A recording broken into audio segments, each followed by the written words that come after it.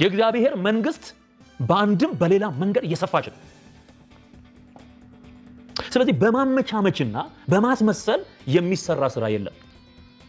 እውነትን በፍቅር መግለጥ ነው ሰዎችን ሊያድን የሚችለው። እሺ ጳውሎስ እንዴት ነው ያገለገለው? የጳውሎስ የአንዱ ስፍራ አገልግሎት ለክርስትና አስተምሮ ፕሪንሲፕል ሆኖ በአንድ ብቻ ተወስነን እንድንቀር ያደርገናል ወይ? በጭራሽ። ባይብሊካል የሆነውን ቪው ላሳያቸው። የምንነጋገረው እንደ እግዚአብሔር ቃል ስለሆነ ሌትስ ቶክ አባውት ዘ ባይብል። መጽሐፍ ቅዱስ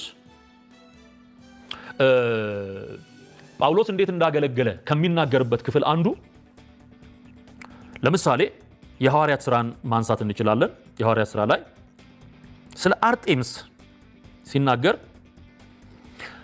በከተማው ውስጥ የነበረውን የአርጤምስን ቤተ ጣዖት ድብልቅልቁን አውጥቶ ወንጌል ሰብኮ እንድትናቅ፣ ያቺ ጣዖት እንድትናቅ፣ በዛም ጣዖት የሚሰራው መንፈስ ከሰዎች ህይወት እንዲሰደድ በኃይል እግዚአብሔር በሰጠው ጸጋ መሰረት ጳውሎስ ወንጌልን ሰብኳል በኤፌሶን። ጳውሎስ ግሪክ ላይ ያገለገለበት መንገድና በኤፌሶን ያገለገለበት መንገድ አንድ አይደለም። ዮሐንስም በዮሐንስ መልእክት አንደኛይቱ ምዕራፍ 5 መጨረሻ ላይ ወንድሞች ሆይ ከጣዖታት ራሳችሁን ጠብቁ ሲል እናያለን። ጣዖትን ጣዖት ነው የሚሉት።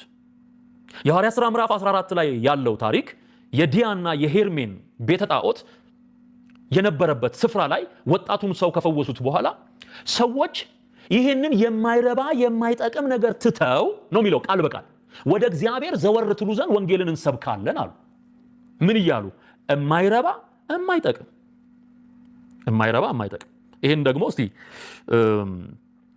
የሐዋርያት ሥራ ምዕራፍ 14 ላይ እሱን ላንብብላችሁ። እሺ ያው ሊሰውላቸው መጡ። የዲያና የሄርሜን ቤተ ጣዖት ካህናት በሬ እየጎተቱ የአበባ ጉንጉን ይዘው ሊሰውላቸው ሲመጡ የሐዋርያት ሥራ ምዕራፍ 14 ቁጥር 14 ላይ ሐዋርያት በርናባስና ጳውሎስ ግን ይህን በሰሙ ጊዜ ልብሳቸውን ቀደው ወደ ሕዝቡ መካከል እየጮሁ ሮጡ። እንዲህም አሉ፣ እናንተ ሰዎች ይህን ስለምን ታደርጋላችሁ? እኛ ደግሞ እንደናንተ የምንሰማ ሰዎች ነን። ከዚህም ከንቱ ነገር አስምሩበት፣ ከዚህም ከንቱ ነገር ሰማይንና ምድርን ባህርንም በእነርሱ ያለውን ሁሉ ወደ ፈጠረ ወደ ሕያው እግዚአብሔር ዘወር ትሉ ዘንድ ወንጌልን እንሰብካለን። ከንቱ የሚሉት ምኑን? ጣዖቱን እኮ ነው። ከንቱ ነው።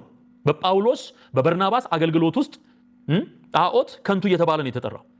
እርግጠኛ ሆኜ የምነግራችሁ ጳውሎስ በዚህ ዘመን ኖሮ በኦርቶዶክስ ቤተ እምነት ውስጥ ያለውን አምልኮ ቢመለከት ይህንኑ ቃል ነው የሚጠቀመው።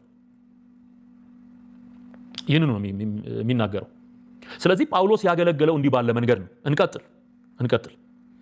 ሌላ ደግሞ ምዕራፍ የሐዋርያት ሥራ ምዕራፍ 17 እሱ የጠቀሰው የምታመልኩትን እየተመለከትኩ ሳልፍ ለማይታወቅ አምላክ የሚል ጽሕፈት ያለበትን መሰዊያ ደግሞ አግኝቻለሁና እንግዲህ ሳታውቁ የምታመልኩትን እኔ እነግራችኋለሁ።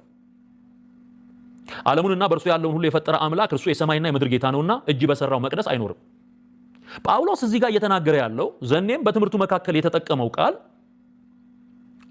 ተንተርሶ የሚለው ጉዳዩን ተንተርሶ ወንጌልን ማስተማር ይቻላል በሚለው ቃል ውስጥ እየተናገረ ያለው እኮ አሁን በኢትዮጵያ ኦርቶዶክስ መሰረት ፍቺ መሰረት መቅደስ ብላ የምትጠራው ታቦት ብላ የምትጠራው ነገር በሙሉ ከንቱ ሆኗል እኮ እዚህ ቃል ላይ እዚሁ ጳውሎስ የጠቀሰው ቃል ላይ ሩቅ መሄድ አያስፈልግም። ምንድን ነው የሚለው? ዓለሙንና በእርሱ ያለውን ሁሉ የፈጠረ አምላክ እርሱ የሰማይና የምድር ጌታ ነውና እጅ በሰራው መቅደስ አይኖርም። ስለዚህ ኦርቶዶክስ በሰራችው መቅደስ ውስጥ አይደለም ዘንድሮ ጌታ የሚኖረው የሚል ፍቺ ነው ያለው። ፕራክቲካል ወደ ሆነው ትርጉም ስንመጣ ትራንስሌሽኑ ዘመንም ማለት ዘመኑን የዋጀ ትራንስሌሽን ስንጠቀም አሁን ኦርቶዶክስ የምትለው መቅደስ ውስጥ እግዚአብሔር ያድራል ወይ? ኖ እንዲህ አይነት አሰራር የለም። ስለዚህ ጳውሎስ የሚያፈርሰውን ነው እዛው ላይ ማየት የሚሻለው። እንዴ አላመቻመቸም እኮ ጳውሎስ። እርሱ ሕይወትንና እስትንፋስን ሁሉንም ለሁሉ ይሰጣልና አንዳች እንደሚጎለው በሰው እጅ አይገለገልም። በቃ ምናልባትም እየመረመሩ ያገኙት እንደሆነ እግዚአብሔርን ይፈልጉ ዘንድ በምድር ሁሉ ላይ እንዲኖሩ የሰውን ወገኖች ሁሉ ከአንድ ፈጠረ። የተወሰኑትንም ዘመኖችና ለሚኖሩበት ስፍራ ዳርቻ መደበላቸው። ቢሆንም ከእያንዳንዳችን የራቀ አይደለም። ከእናንተ ከባለቅኔዎች አንዳንዶች ደግሞ እኛ ደግሞ ዘመዶቹ ነንና ብለው እንደተናገሩ በእርሱ ሕያዋንንና እንንቀሳቀሳለን እንኖርማለን። እንግዲህ የእግዚአብሔር ዘመዶች ከሆንን አስምሩበት። የሐዋርያት ሥራ ምዕራፍ 17 ቁጥር 29 እንግዲህ የእግዚአብሔር ዘመዶች ከሆንን አምላክ በሰው ብልሃትና ሐሳብ እያፈረሰ እኮ ነው የተደረደረውን ታቦት የማይታወቅ አምላክ የሚለውን ሐሳብ ያዘ እንጂ ጳውሎስ ምን እያደረገ ነው? እያፈረሰ ነው። አምላክ በሰው ብልሃትና ሐሳብ የተቀረጸውን ወርቅ ወይም ብር ወይም ድንጋይ እንዲመስል እናስብ ዘንድ አይገባንም። ስለዚህ ስዕል ተብሎ ሥላሴ ተብሎ 3 ሽማግሌዎች የተቀመጡበት ስዕል በጳውሎስ ትምህርት መሰረት ፉርሽ ነው። ለምን? አምላክ በሰው ብልሃት የተሳለ ስዕል የተቀረጸ ቅርጽ አይመስልም። ስለዚህ ጳውሎስ ምንም አይነት ነገር ይናገር እያፈረሰ ነው የሚናገረው። ለዚህ ነው መጀመሪያ ስነሳ የሰውንም ሐሳብ በእግዚአብሔር ዕውቀት ላይ የሚነሳውን ከፍ ያለውን ነገር ሁሉ እናፈርሳለን። በቃ መፍረስ አለበት። ታቦት የሚባል ነገር የለም። በቃ በአዲስ ኪዳን ጴንጤን የማውቀው ራሱ ታቦት መሆኑን ያመነ እኔ የማውቀው ታቦቴ ብሎ አይጠራም። በቃ ከዳነ በኋላ በተለይ ታቦቴ የምትል ቃል ካፉ ያወጣ።